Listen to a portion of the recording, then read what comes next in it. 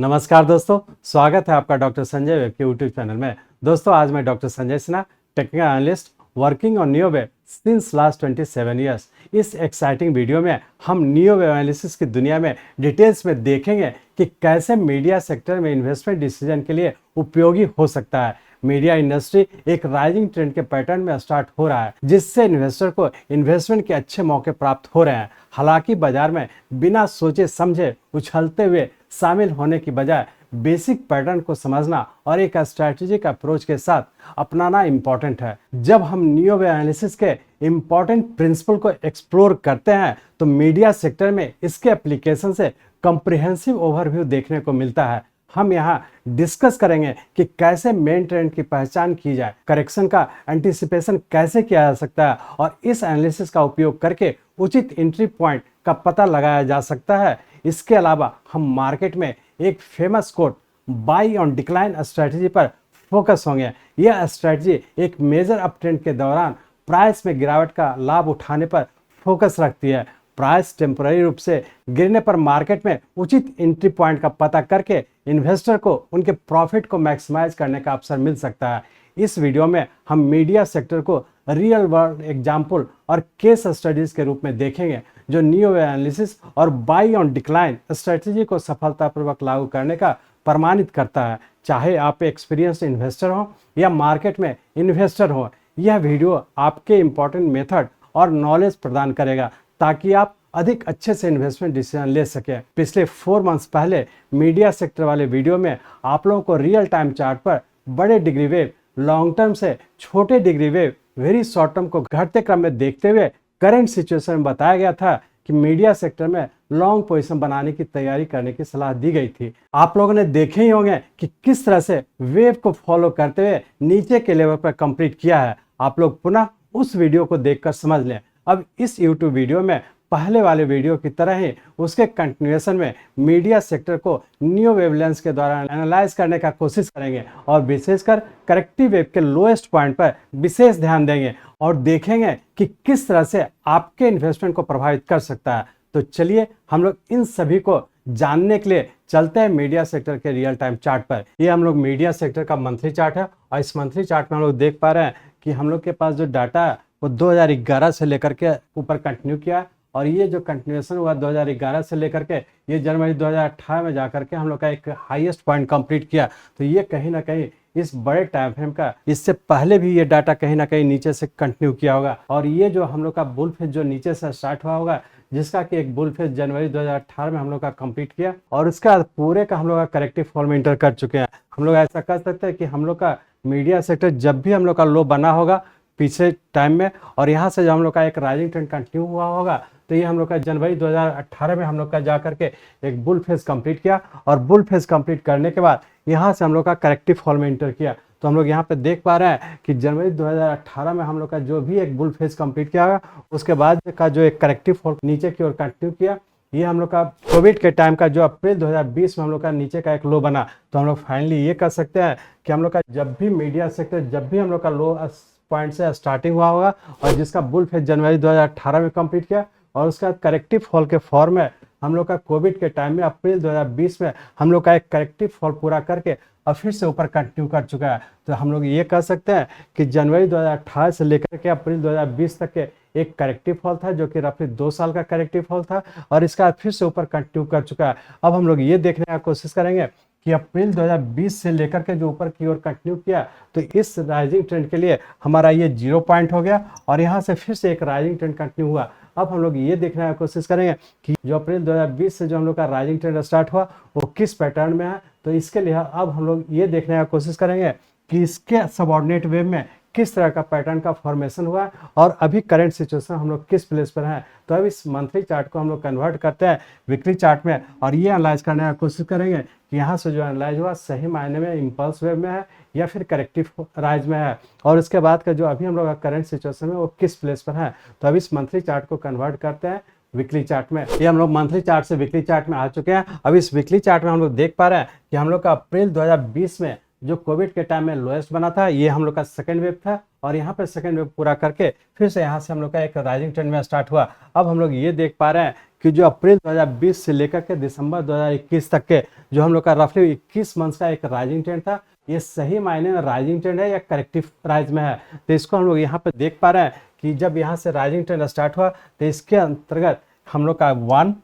2 3 4 5 6 7 8 9 10 11 12 13 मतलब 5 + 4 + 4 = 13, total 13 wave में हम लोग का यहाँ पे कंप्लीट किया। और ये 13 वेव जैसा कि आप लोग जानते हैं कि 13 वेव 5 + 4 + 4 ये टोटल हम लोग का इम्पल्स वेव का एक कंप्लीशन हुआ। और हम लोग अप्रैल 2020 से लेकर के दिसंबर 2021 तक के जो हम लोग का 21 मंथ्स का राइजिंग ट्रेंड था, ये सही मायने में एक इम्पल्स वेव के फॉर्म में ऊपर पूरा किया, जिसका कि सबऑर्डिनेट वेव सब डिवीजन होकर के ऊपर की ओर गया और 13 वेव में कंप्लीट किया। और ये 13 वेव एक इम्पल्स वेव का पैटर्न होता है और उसका पैटर्न कंप्लीट करके यहाँ से फिर से हम लोग करेक्टिव फॉल में इंटर कर चुके हैं। अब यहाँ पे देखेंगे कि ये हम लोग का जो सबऑर्डिनेट वेव इम्पल्स वेव के फॉर्म में ऊपर गया और सब डिवीजन होकर के गया, और सभी इम्पल्स वेव सभी 1 3 5 7 9 11 और 13 सभी वेव है जो कि एक दूसरे में इंटर करते हुए गया।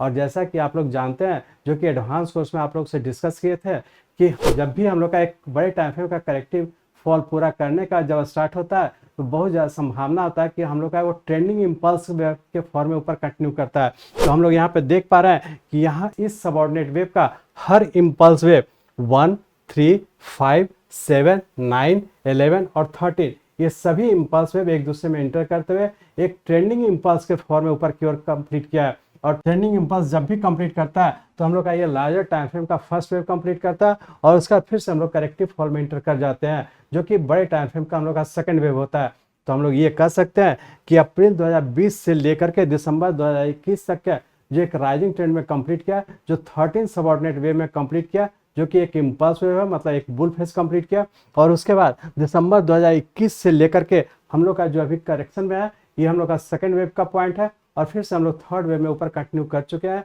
या फिर हो सकता है हम लोग करेक्टिव राइज में इंटर किए हैं। अप्रैल 2020 से लेकर के दिसंबर 2021 तक का जो एक राइजिंग ट्रेंड है, ये ट्रेंडिंग इम्पल्स वेव के फॉर्म में कंप्लीट किया और उसका सेकंड वेव में हम लोग करेक्टिव फॉल में है। अब हम लोग ये एनालाइज करने का कोशिश करेंगे दिसंबर 2021 से लेकर के जो करेक्टिव फॉल हुआ वो किस पैटर्न में हुआ और आने वाले समय क्या होने की संभावना है। तो अब इस वीकली चार्ट को हम लोग कन्वर्ट करते हैं डेली चार्ट में और ये एनालाइज करने का कोशिश करेंगे कि दिसंबर 2021 से जो हम लोग का अभी तक के मूवमेंट है वो किस पैटर्न में है। तो अब इस वीकली चार्ट को कन्वर्ट करते हैं डेली चार्ट में। ये हम लोग का वीकली चार्ट से डेली चार्ट में आ चुके हैं। अब इस डेली चार्ट में हम लोग देख रहे हैं कि हम लोग का जो एक इम्पल्स वेव कंप्लीट किया था, जो दिसंबर 2021 में कंप्लीट किया था, यहाँ पे कंप्लीट करने के बाद यहाँ से करेक्टिव फॉल के फॉर्म में हम लोग का 22 में 2023 तक के करेक्शन में रहा। तो हम लोग ये देखने की कोशिश करेंगे कि दिसंबर 2021 से लेकर के जून 2023 तक का जो फॉल हुआ वो किस पैटर्न में हुआ। तो हम लोग यहाँ पे देख पा रहे हैं कि इसके subordinate wave A B C, जो कि इससे बड़े टाइम फ्रेम का डब्ल्यू हो गया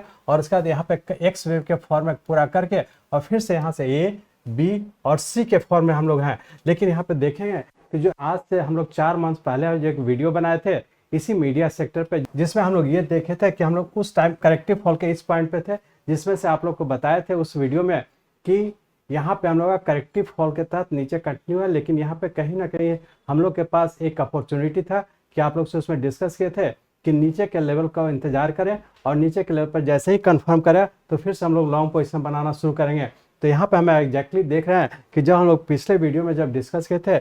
उस समय हम लोग इस पॉइंट पे थे और यहाँ पे आप लोग से डिस्कस किए थे कि हम लोग का सी वेव के फॉर्म में नीचे कहीं ना कहीं पूरा होने की संभावना, मतलब आप लोग को ये बताए थे यहाँ पे आप लोग तैयारी कीजिए कि लॉन्ग पोजीशन कहाँ पे बनाना है। जैसे ही कंफर्म होगा हम लोग लॉन्ग पोजीशन बनाना स्टार्ट करेंगे। तो एग्जैक्टली हम लोग देखें कि यहाँ से हम लोग का नीचे का एक्स वेव के बाद ए बी और सी वेव के तहत पिछले वीडियो में हम लोग यहाँ पे थे और उसके बाद हम लोग देखे कि यहाँ पे हम लोग का सी वेव कंप्लीट करके और फिर से यहाँ पे हम लोग का ऊपर स्टार्ट हो चुका है। अब हम लोग ये देखने की कोशिश करेंगे कि चूंकि हम लोग का यहाँ से रफली 17 मंथ का रफली 1.5 साल का करेक्टिव फॉल था, जो कि 22 मई 2023 को हम लोग का कंप्लीट किया और उसका फिर से यहाँ से ऊपर कंटिन्यू कर चुका है। अब हम लोग ये देखने की कोशिश करेंगे कि सही मायने में जो हम लोग का दिसंबर 2021 से लेकर के 22 मई 2023 तक का जो करेक्टिव फॉल था जो पूरा किया। और यहाँ पे हम लोग देख रहे हैं कि हम लोग का जो लास्ट वेव ये जो कंप्लीट किया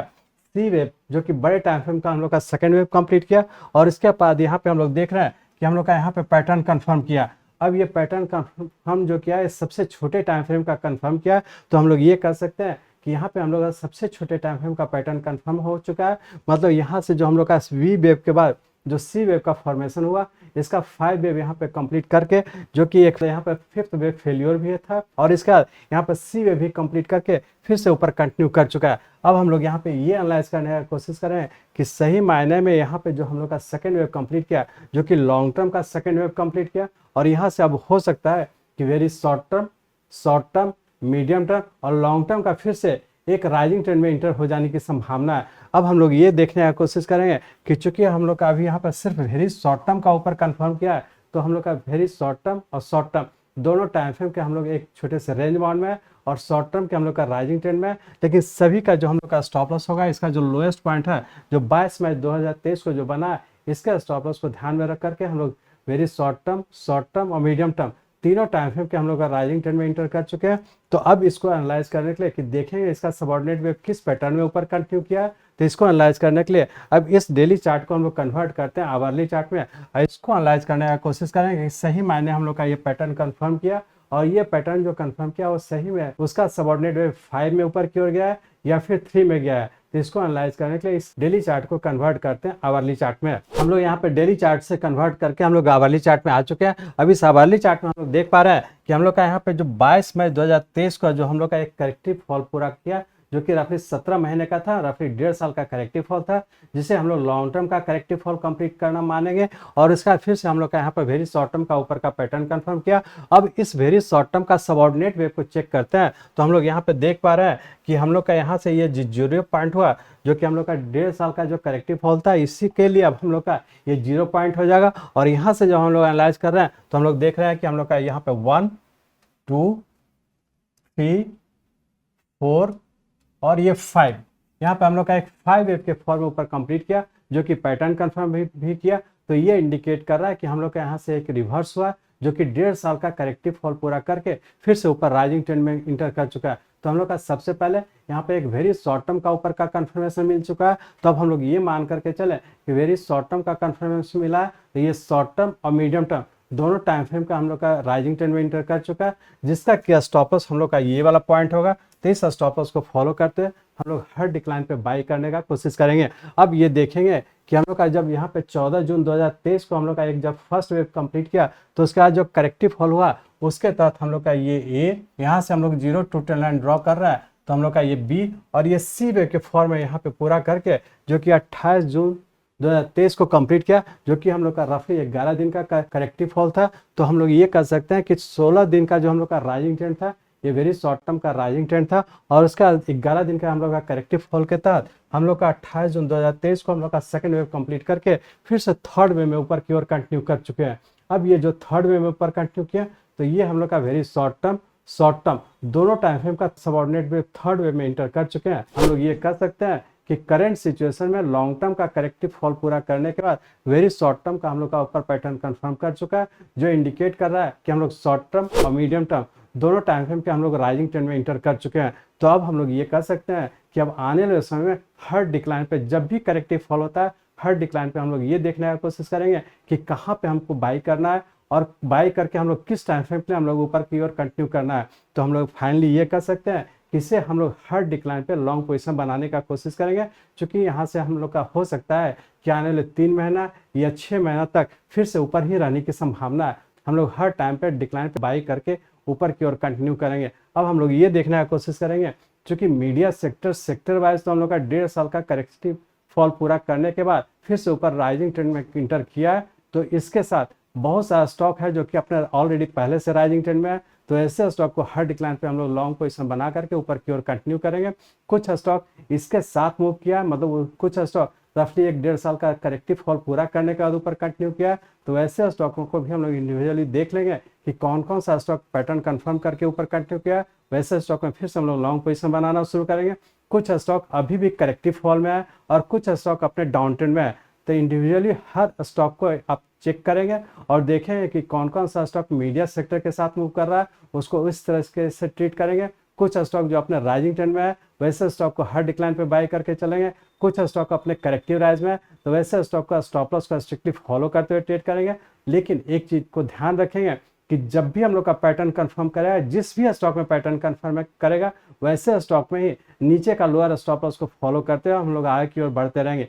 एक चीज और ध्यान रखेंगे कि जितने भी स्टॉक्स हैं इन सभी स्टॉक्स का जो हम लोग आने वाले बुलेटिन में जो हम लोग डिस्कस करेंगे उसमें हर इंडिविजुअली स्टॉक्स को एनालाइज करेंगे और देखेंगे कि कौन कौन सा स्टॉक इसके साथ मूव कर रहा है, कौन सा स्टॉक इसके आगे बढ़ करके आगे की ओर बढ़ रहा है, कौन सा स्टॉक करेक्टिव फॉल में है। तो इंडिविजुअली सभी स्टॉक्स को हम लोग एनालाइज करेंगे और देखेंगे कि आने वाले किस टाइम फ्रेम में हम लोग का कौन सा स्टॉक ऊपर की ओर कंटिन्यू है। फाइनली मैं समझता हूं कि आप लोग करंट सिचुएशन में मीडिया सेक्टर में बड़े डिग्री वेव लॉन्ग टर्म से छोटे degree wave very short term को घटते क्रम में देखते हुए करंट सिचुएशन में किस प्लेस पर है उसे रियल टाइम चार्ट पर देखकर समझ चुके हैं, तथा आप ये भी जान चुके हैं कि long term, medium term, short term या वेरी शॉर्ट टर्म में क्या करना चाहिए। मैं चाहता हूं मेरे जीवन का लक्ष्य है इस मार्केट में कोई भी लूजर ना हो। इसको आप सीखें, लोगों को सिखाएं, लोगों को मदद करिए। हमारे साथ जुड़े रहने के लिए, आज के वीडियो को ध्यानपूर्वक अटेंड करने के लिए, इसे दूसरों तक पहुंचाने के लिए आप सबका हृदय से बहुत बहुत धन्यवाद।